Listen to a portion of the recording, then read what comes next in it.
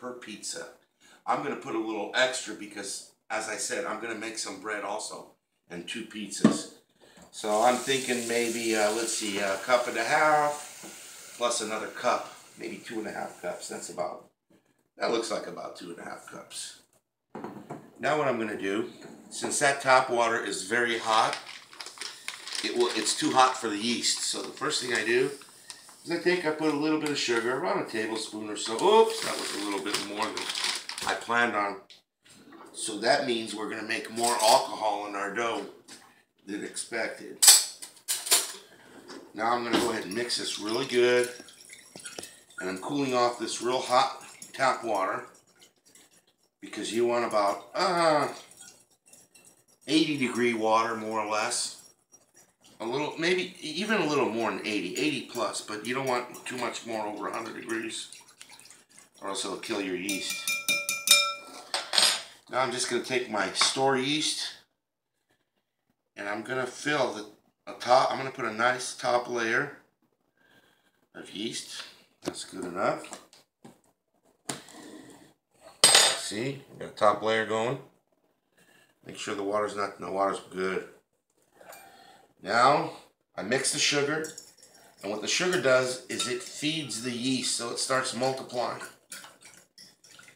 And once you notice this foaming up, you know your yeast is good, so you can continue on your next step. If you have bad yeast, you don't want to go through all the other work. So we're going to let this rest for about 15 minutes or so, and we'll be right back.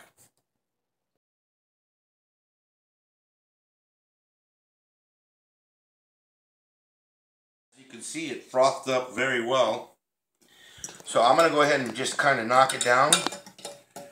Our yeast is alive and it's proven itself to be alive. So now we can invest the rest of our time in continuing this recipe. I'm going to make a pancake batter consistency with the flour. That's the next step. So I'm going to mix in just enough flour to make that pancake batter consistency.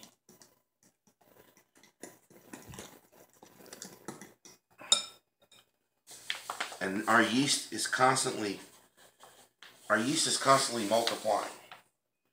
So we're going to have a big colony of yeast before we add the dough, so that we'll have everything rising well.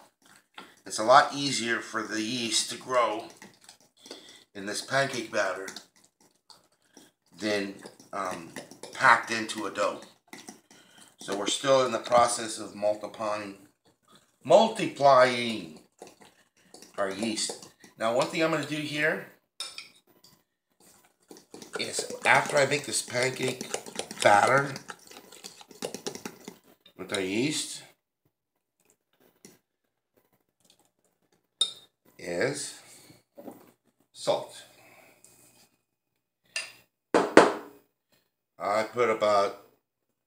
I usually put about that much. I'm going to put a little bit more because we're making that extra bread and everything. Now, I mix the salt in after everything's mixed because the salt kills the yeast, but we need the salt to start creating the strands, the fibers that make it strong enough so that it rises and doesn't flatten out. So that's already in process. Okay, we'll be back in about half an hour. Oh, there's a lot of CO2 building up in our pancake batter. It's risen quite a bit. Well, we're going to go ahead and knock it down. You see how it's becoming fibrous, which means we're going to have a strong bread, you see? Now we're going to mix in enough flour just to the point of it not sticking to our hands. We'll get all the air bubbles, the CO2 out of here, and oxygenize this so that the yeast can keep growing, because it likes oxygen. Look how much that's gone down, huh? That was a good doubling. Okay, now for the fun part. This is the part that's going to take a little while. And we don't want to add water to this, so we're going to be conservative with flour. And we'll just start out mixing with a fork.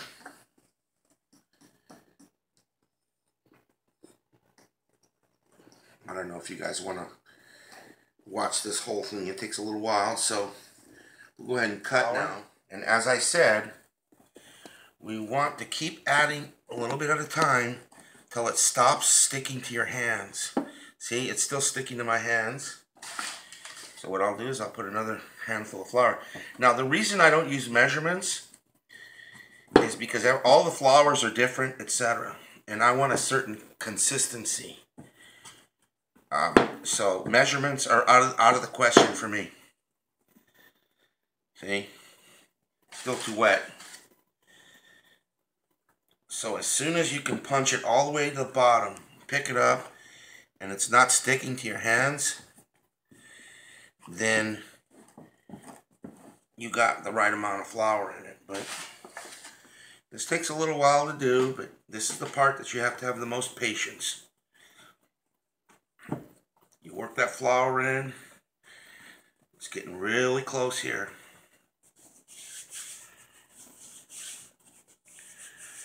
Getting close to that point where it's not sticking to my hands. So we got enough flour. Now, if it gets to that point and you have too much flour around here, you can always take it out of here.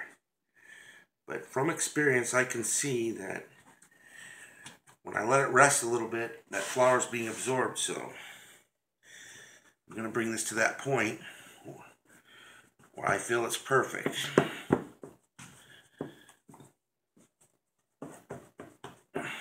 Keep folding it, bringing it from underneath.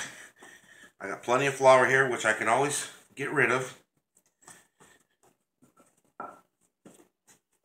You notice how it's not sticking very much to my hands. See? About right. Got flour in here. I can just keep working it a little bit. Now what we're going to do, a little bit of flour on the counter here.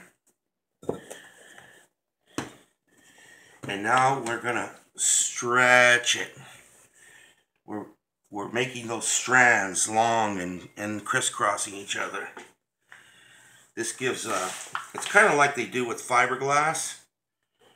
You know, if you look at it that way, for the guys out there, you know, you crisscross your fibers like in plywood, and that gives you strength so that when it rises, any little vibration won't flatten it. So you're creating this, but you want to keep it as moist as possible because that's what's going to help make it as stretchy as possible. So you keep doing this, and what you'll notice eventually is that the dough will come smooth. So we're gonna take a break with the camera now. I'll be doing this for about 5+ minutes, real hard, and it sticks to my hand. Needs a little bit more flour.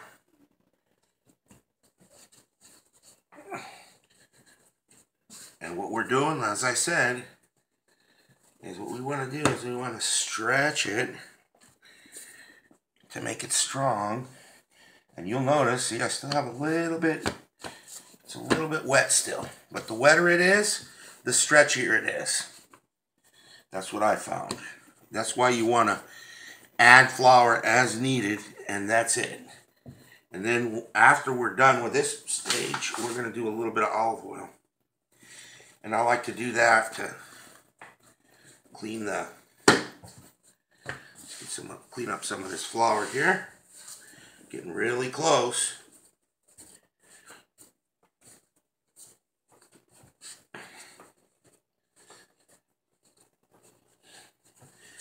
And then we're going to let this rise to double.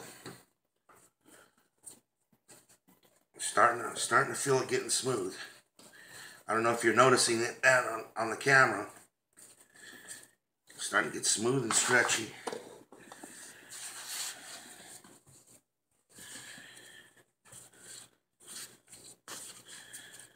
Turn it different directions, stretch it. You don't want to tear it, just stretch it. You don't want to tear the strands, you just want to stretch them as far as you can. So you have a nice, strong dough that's able to rise. You can always flatten it. Oh yeah, it's starting to get nice. You can almost tell by the way it's... Can you tell there, Joey? The way it's smoothing out and getting easier to... Yeah, it's not sticking to my palm anymore. Now what we're gonna do is we're gonna roll it to the middle. Make a ball like that. And then in this bowl here, we might have a little bit too much flour. I'm going to take some of this out. And then what we're going to do is we're going to take some olive oil. And we're going to go like that, about that much. 2 teaspoons or so. We're going to put this in here, make kind of like a sponge with it. And we're going to coat this bowl. Some of that flour on the outside can come in here, it's not going to hurt. Now I'm going to punch it down, bring it in, get that oil worked into the outside edges of the bowl. Oh yeah, it's starting to become fluffy too. Okay, now my secret squirt bottle, get everything nice and wet. And then I have my tint. This is my tint. I spray the inside of my tint because we don't want the dough to dry out and get crusty. And now we'll let it double. She's rising pretty good, isn't she? Okay, here's our next step. Put a little bit of tiny bit of flour in my hands.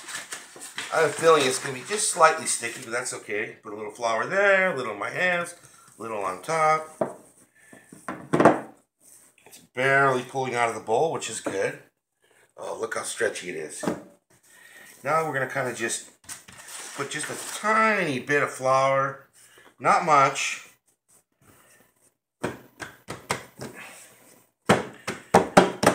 Oh yeah, really easy to work with. Now what we're going to do is we're going to stretch this in one direction, and then we're going to fold it, and we're going to do the same thing. Stretch this, not too much the first time. Now I'm going to put this in a bigger bowl. It needs to be put in a bigger bowl, so then I'm going to go like this, and then I'm going to roll it to the bottom. Now you notice I flattened it out a little bit so it lost some of that air and it got a little bit more oxygen, which it needs. I'm going to put a tiny bit of flour in this bowl.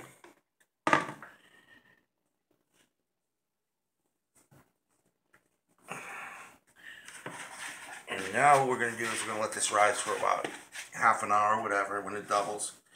Now you can repeat this step like 5 times, and the more times you repeat this step, what I found is the more flavorful your crust becomes, because the alcohols and the yeasts together, I guess it's the dying yeast and the conversion of alcohol, the more you do it, the more flavor that crust gets. So this one here today, we're going to do about 4 more times or 3 more times. This same exact step about 3 more times before we form it for the bread and for the piece of dough. So that's up to you. You can already go to making the pizzas after this last step if you really wanted to, but it doesn't stretch as well. The more you do it, the better it stretches, and the more control you have over it. So we're going to go ahead and do this, as I said, 3 more times.